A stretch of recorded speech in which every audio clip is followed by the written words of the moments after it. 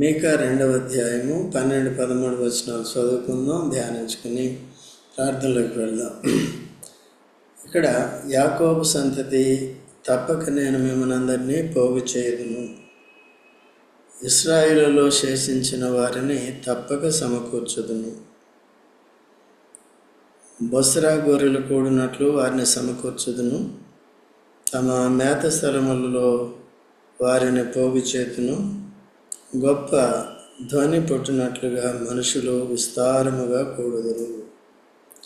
యాకోబు సంతతి, ఇశ్రాయేలు అని అనట్లేదు, యాకోబు. యాకోబు ఎప్పుడు కూడా బలహీనుడు, తప్పిపోయేవాడు. ఇశ్రాయేల్ని కూడా అనేకసార్లు వారు తప్పిపోతూ వచ్చారు. దేవుని యొక్క ఆజ్ఞలు గైకొనక భక్తిహీనులై తప్పిపోతూ వచ్చారు. ఆ సమయాల్లో ఇతర దేశాల్లోకి వారు త్రోలివేయబడ్డారు, చెదిరిపోతూ వచ్చినారన్నమాట. అయితే దేవుడు ఒకసారి ఏర్పరచుకున్న తర్వాత ఒక జనాన్ని లేక ఒక వ్యక్తిని కొత్త నిబంధన ప్రకారము తాను విడువడు, ఎడబాయుడు. అయితే మనమే ఏం చేస్తామంటే తప్పిపోతూ ఉంటాం. ఉదాహరణకి, తప్పిపోయిన కుమారుడు తండ్రి తనని విడిచిపెట్టలేదు.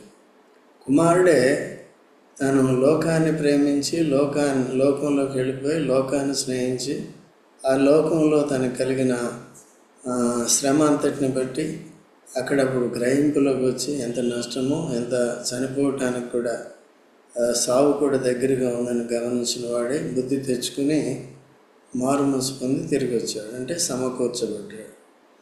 అట్లాగా అటు కొత్త నిబంధనలు, అటు పాత నిబంధనలో కానీ ఇటు కొత్త నిబంధనలో కానీ విమోచింపబడిన ప్రజలు, దేవుని కొరకు దేవుడు వారిని వేరు చేసుకుని ప్రత్యేకించుకున్న ప్రజలు అనేక సార్లు దేవుని విడిచి వెళ్ళిపోతారు. దేవుని వాక్యాన్ని బట్టి దేవునికి లోబడేవారుగా ఉండరు, దేవుని వాక్యాన్ని నెరవేర్చిన వారుగా ఉండరు. అటువంటి వారిని వారు చెదరగొట్టబడిన స్థలాల్లో వారు పాఠాలు నేర్చుకుని, శత్రువు వారిని హింస పెట్టినప్పుడు వారు పొందిన శ్రమను బట్టి అప్పుడు దేవుడు గుర్తొస్తాడు. అప్పటి వరకు దేవుడు అట్లాగే వదిలేస్తాడు.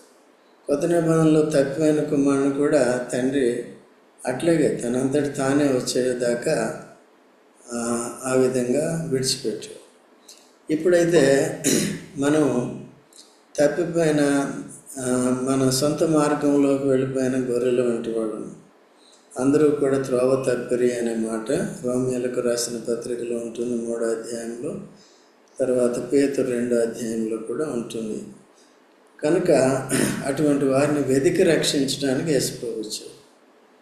అది సమకూర్పు అనేది ఒకసారి రక్షించిన తర్వాత మళ్ళీ చెదిరిపోతుంటే సమకూర్పు అంటారు. మొట్టమొదటిగా మనకి సమకూర్పు కాదు, కానీ మనం దారి తప్పిన వారుగా వేరే దారిలో, వేరే మతాల్లో, వేరే దేవతల వైపు వెళ్ళిపోతూ వచ్చాం. విశాల మార్గం, నాశన మార్గంలో, నరక మార్గంలో నడుస్తూ ఇష్టానుసారంగా జీవించాం. వెతికి రక్షించడానికి వచ్చి యేసు ప్రభు తన ప్రాణం పెట్టి రక్తం కార్చి మరణాన్ని జయించి ఆ యేసు ప్రభుని నమ్ముకుంటు ద్వారా మరణ పునరుద్ధానాలను నమ్మి మనం క్రీస్తుని అంగీకరించడం ద్వారా పాపాలు క్షమించాడు, తిరిగి సమకూర్చాడు, తన మందలో చేర్చాడు. అది సార్వత్రిక సంఘం తన మంద.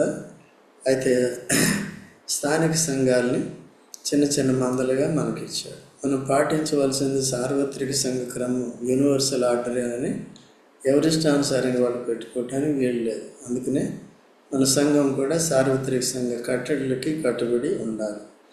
అది పాత నిబంధన, కొత్త నిబంధనలో కూడా యూనివర్సాలిటీ అనేది కనబడుతుంది. కాబట్టి అటు భౌతికంగా కానీ ఆత్మీయంగా కానీ వాటిని జాగ్రత్తగా చూసుకుని పాటించాలి. అయితే నడిపించే నాయకుల మీద ఆధారపడి ఉంటుంది. వారికి ప్రత్యక్షత లేదు, ఊరికే అబద్ధ ప్రవక్తల్లాగా, లేకపోతే దేవుడు మాట్లాడకుండా ఇది చెప్పాడు అది చెప్పాడని ఏదో సొంత ఆలోచన చొప్పున చెప్తే అది ఎటువంటి ప్రభావం చూపిస్తుందో వాళ్ళకి తెలుస్తుంది. దేవుడు అంటాడు, అక్రమం చేయవారులారా మీరు, నేను ఎవరో మీరు ఎరగను అంటాడు. అటువంటి స్థితి లేకుండా ముఖ్యంగా నాయకుడికి ప్రత్యక్ష ఉందా, ఆయన దేవుని ఏర్పాట్లో ఉన్నాడా, దేవుని చిత్తానుసారంగా పరిచర్య చేస్తున్నాడా, నడిపిస్తున్నాడా, సరైన కాపురా కాదా లేదా అని చూసుకోవాలి. చూసుకుని ఆ ప్రకారం చేయాలి. లేనట్లయితే మంద అంతా కూడా నష్టపోతుంది, ఒకరు నష్టపోతారు. అంత్య దినాల్లో ఉంటున్నాం. అటువంటి పరిస్థితులు ఈ రోజుల్లో కూడా చోటు చేసుకుంటాయి. కాబట్టి బహు జాగ్రత్త అనేది మనం వహించాలన్నమాట. అయితే ఇక్కడ యాకోబు సంతతి నేను పోగు చేస్తాను అంటున్నాడు. పోగు చేస్తాడు.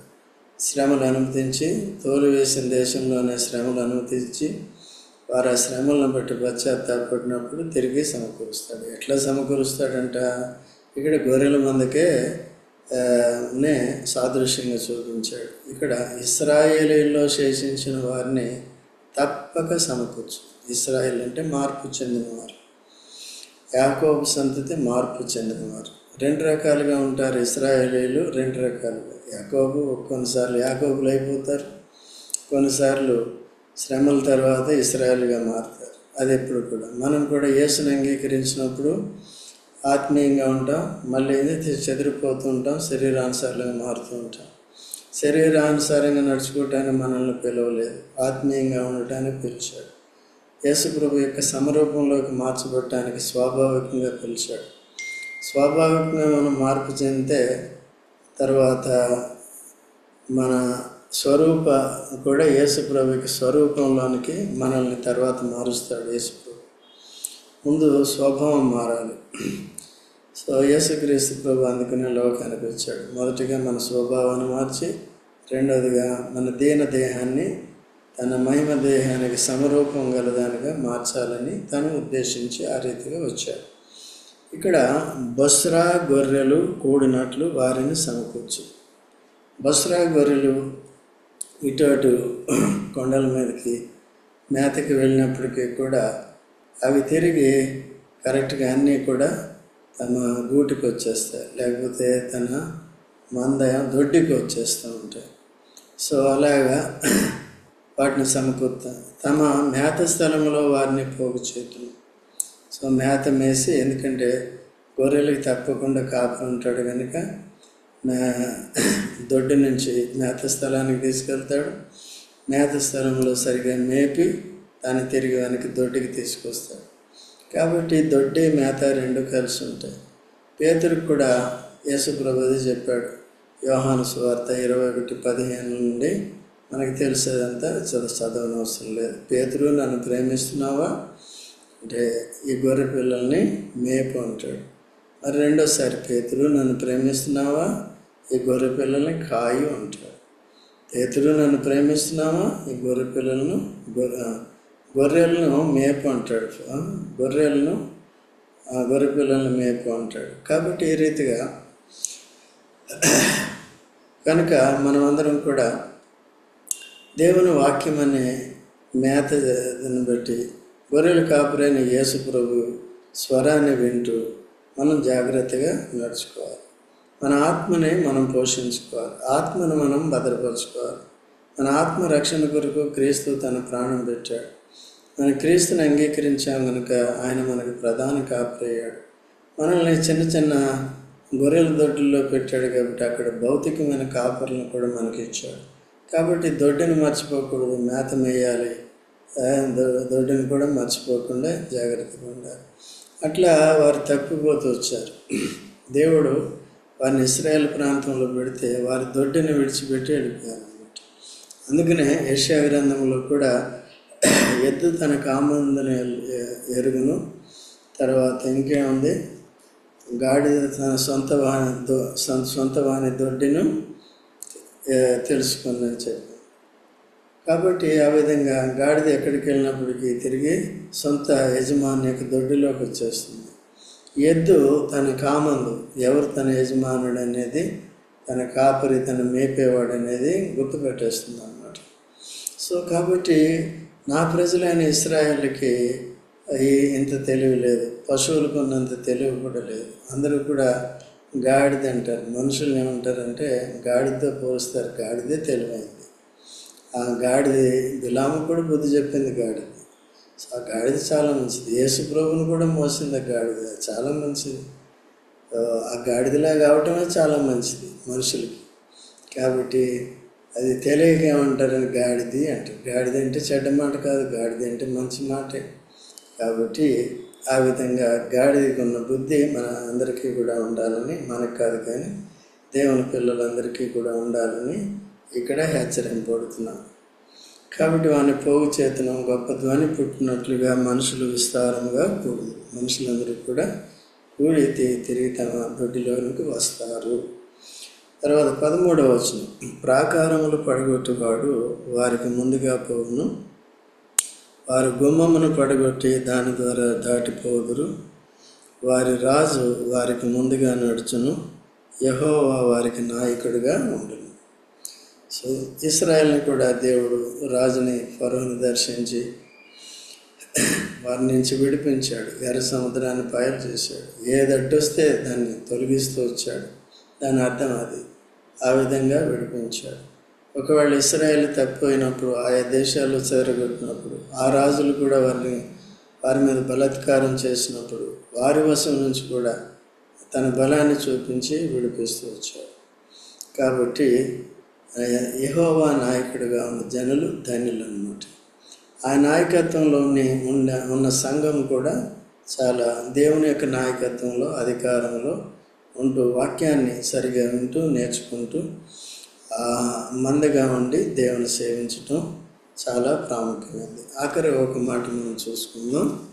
చూడండి, అందుకే తప్పిపోయిన సమకూర్చడం అంటే లూకాసు వార్త 15 అందరికీ తెలిసిందే. అయినా ఒకసారి దాన్ని చూద్దాం. 15వ అధ్యాయం చూడండి, మొదటి వచనం.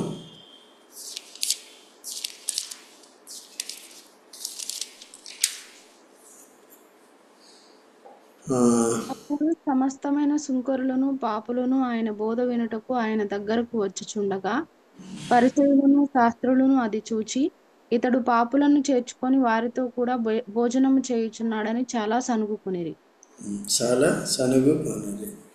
అందుకనే ఇక్కడ ఏంటంటే యేసుప్రభు యొక్క మనసును, యేసుప్రభు యొక్క ఉద్దేశాన్ని ఈ పేరు ఎరగరన్నమాట. ఎవరు?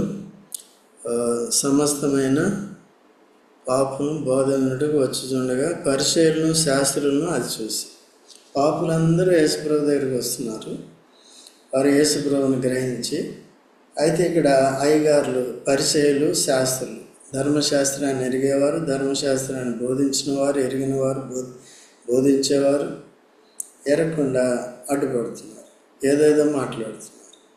వారికి ఈ ఉపమానాలు చెప్పాడు. 3 ఉపమానాలు చెప్పాడు. ఒకటేంటి, 100 గొర్రెలు కలిగితే ఒక గొర్రె తప్పిపోతే కాపురం ఏం చేస్తాడు? దాన్ని వెతికి భుజాల మీద వేసుకొని తీసుకొచ్చి మందలో కలుపుతాడు. రెండోది, 10 వెండి నాణ్యాల్లో ఒకటి పోతే ఆ స్త్రీ ఏం చేస్తుందండి? దాన్ని ఇల్లంతా ఊడ్చి కనుగొన్న తర్వాత సంతోషిస్తుంది. మూడోది ఏంటంటే తప్పిపోయిన కుమారుడు. ఒక తండ్రికి 2 కుమారులు ఉంటే ఒకడు తప్పిపోతే ఆ కుమారుడు కూడా ఏం చేస్తాడు? వచ్చే వరకు ఎదురు చూస్తాడు. సో ఈ ఉపమానాలు మన దేవుడు ఇన్ని రీతులుగా క్రీస్తు యేసు ద్వారా పనిచేస్తున్నాడు. ఒకటి, మనం యేసుప్రభువుని నమ్ముకున్నాం, తిరిగి దేవుని యొక్క మందలోనికి వచ్చాము. క్రీస్తు మన ప్రధాన కాపరి, సంఘం ఇచ్చాడు, మనకి కాపురత్తు ఇచ్చాడు. సో సార్వత్రిక సంఘ క్రమాన్ని మనకి ఇచ్చాడు. సో ఆ ప్రకారం దేవుని వాక్యాన్ని సరిగా నేర్చుకుంటూ ఉండాలి. అయితే మనం తప్పిపోకుండా మనల్ని మనం భద్రపరచుకోవాలి, సమాజంలో ఉండాలి, ఇటు వెళ్ళిపోకూడదు. మూడోది, ఈ గ్రహింపు లేకుండా ఈ వాక్యాలు వినరు, సహవాసం యొక్క ప్రాముఖ్యత తెలియదు, లేఖనాలు ఏం చెప్తున్నాయి ఎరగరు, ఏదో ప్రాథమిక సూత్రాలు, యేసుప్రభువుని నమ్ముకున్నానంటే నమ్ముకున్నాం అంతే, రోజు వాక్యాన్ని చదివినా అర్థం చేసుకోరు. సో ఆ రీతిగా వారి మనోనేత్రాలకి విశాలత కలగదు, భయం అనేది ఉండదు, లోకంలోకి వెళ్ళిపోతూ ఉంటారు. సో అటువంటి వారిని దేవుడు అక్కడ అనేకమైన లోకంలో శ్రమ కలుగుతుంది. ఆ శ్రమలన్నీ పొందిన తర్వాత పాఠాలు నేర్చుకుని అప్పుడు పశ్చాత్తాపడి ప్రభు దగ్గరికి రావాల్సిందే, ఇంక వేరొక మార్గం లేదు. దేవుడు ఒకసారి తను విమోచించిన తర్వాత ఒకవేళ యేసుప్రభుని విడిచి వెళ్ళినప్పటికీ కూడా వారు శ్రమలకు గురై పశ్చాత్తాపడే వరకు కూడా వేచి ఉంటాడు. అట్లా వారిని కూడా దర్శిస్తూ ఉంటాడు. ఎందుకు అంత గొడవ? అందుకనే మనం శ్రమలకు గురి కాకుండా సహవాసాన్ని, క్రీస్తుని, పరిశుద్ధుల్ని విడిచిపెట్టి దూరంగా కాకుండా దేవుని మందిరంలో దేవుడిచ్చే శ్రేష్టమైన ఆత్మీయ ఆహారాన్ని మనం భుజిస్తూ సంఘములో మనం ఒకరికొకరు ప్రార్థన చేసుకుంటూ, పురుగొలుకుంటూ, బుద్ధి చెప్పుకుంటూ, హెచ్చరించుకుంటూ, సరిదిద్దుకుంటూ ముందుకు వెళ్ళటం చాలా మంచిది. సో కాబట్టి ఇలాగా ఉండినట్లుగా మనందరికీ ప్రభు సహాయపడుగాక.